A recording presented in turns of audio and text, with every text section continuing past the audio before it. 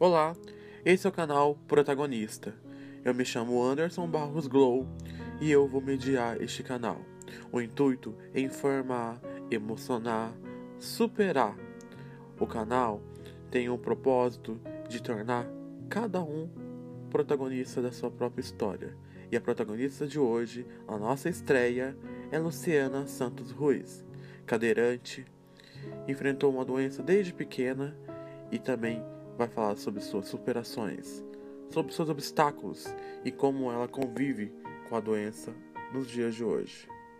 O protagonista é você, Luciana. Olá, eu sou Luciana, eu tenho 42 anos e eu tô aqui para contar um pouquinho para vocês a respeito da minha história, né? Tô aqui a pedido do Anderson e aí eu vou contar um pouquinho para vocês sobre a minha história. Então, eu sou cadeirante, tá? Eu nasci com uma deficiência chamada mielomeningocele. Eu tenho 42 anos e, enfim, primeiro que assim, vou começar lá do comecinho. Segundo os médicos, não era nem para eu estar aqui nesse momento, porque o prognóstico era péssimo.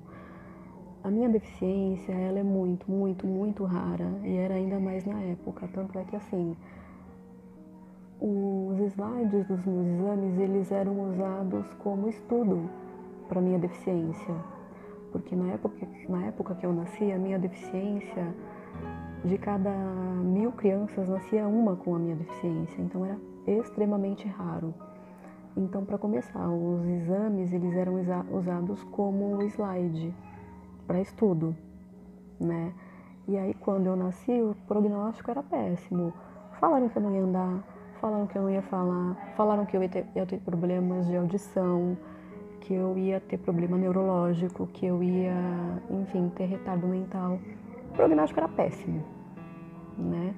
Mas, enfim, o tempo passou e provamos por A mais B que eles estavam errados, tanto é que estamos aqui com a sanidade mental em dia e, enfim, né? O QI em dia com 42 anos.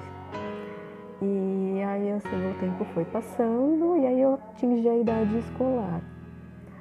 E na época que eu atingi a idade escolar, não haviam classes especiais nem escolas especiais, né?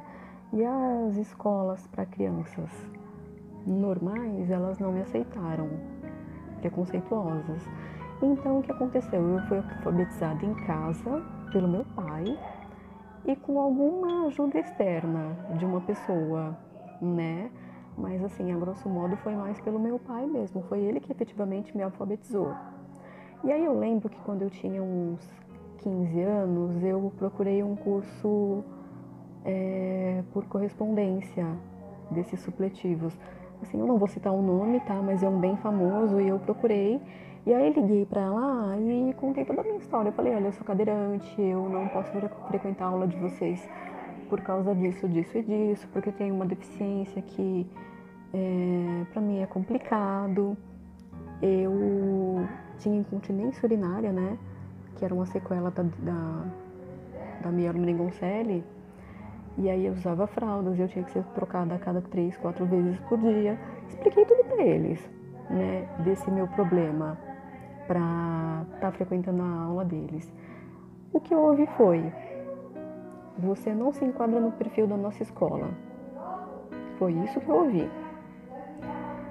Esse foi o primeiro grande momento em que eu senti o preconceito.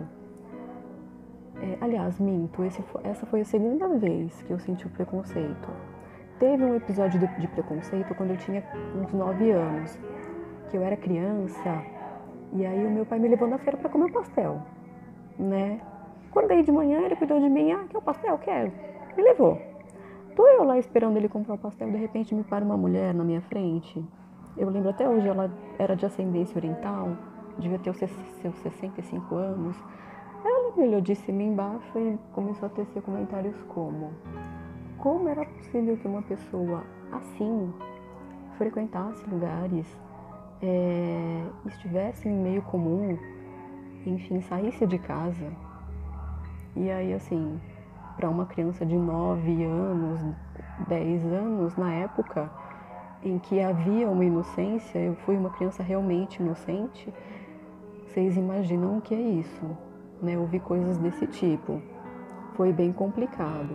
E graças a Deus a gente cresce e a gente vê, a gente enxerga que o problema não está em nós, o problema está no entorno, que não nos proporciona uma condição adequada, entendeu? Não nos dá condições de ter uma vida legal, entendeu?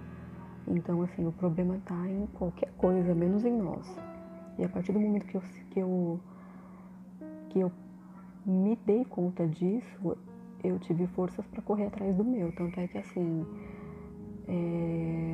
depois de crescida, eu fui atrás, eu fui fazer cursos, eu fiz espanhol.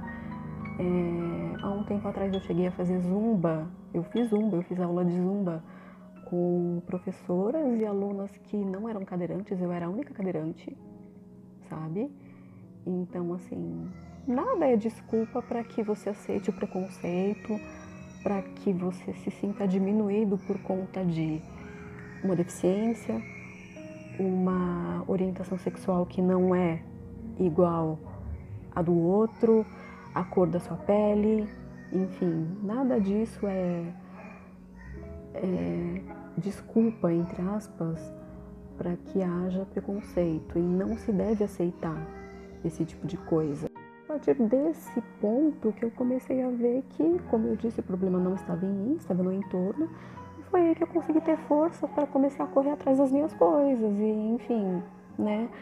E de fato me tornar protagonista da minha história, porque sim, eu tenho intelecto, sim, eu tenho inteligência, sim, eu tenho condições de, enfim, ter uma profissão, de ter uma vida satisfatória, apesar de não caminhar, você entendeu? E aí, assim, eu hoje desenvolvo um trabalho no Instagram voltado para deficiência física e para, enfim, diferenças num todo, não abrange só deficiência física, não abrange só a minha deficiência, mas, enfim, eu falo de preconceito em todas as áreas, na questão sexual, na questão da cor da pele, enfim, N coisas, entendeu? Então, assim, foi a partir daí que eu me tornei protagonista da minha história. E eu acho que para nós nos tornarmos protagonistas da nossa história, primeiro nós temos que ter coragem de encarar aquela situação que nos é imposta pelo preconceito. Primeiro de tudo, eu acho que nós temos que nos aceitar, porque nós não somos diferentes no sentido pejorativo da coisa. Nós apenas não somos, enfim, formiga. A gente não é forminha que é tudo igual, é todo mundo igualzinho, não. A diferença tá aí, tem que ser respeitada, e, enfim, né? E você tem que se fazer respeitar, sim. A partir do momento que eu me dei conta disso, eu comecei a lutar por mim, ser protagonista da minha história, né? E, enfim, hoje eu tenho um Instagram que ajuda muita gente, graças a Deus, está crescendo cada vez mais.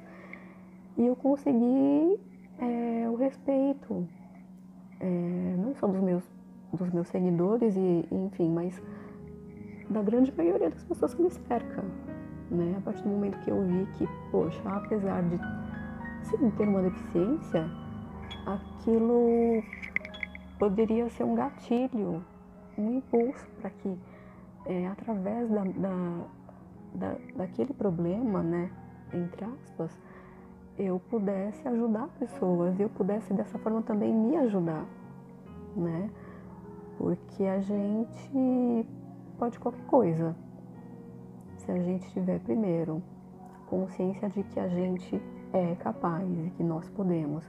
Segundo, não deixar que as pessoas pisem em nós e digam o contrário. E terceiro, correr atrás.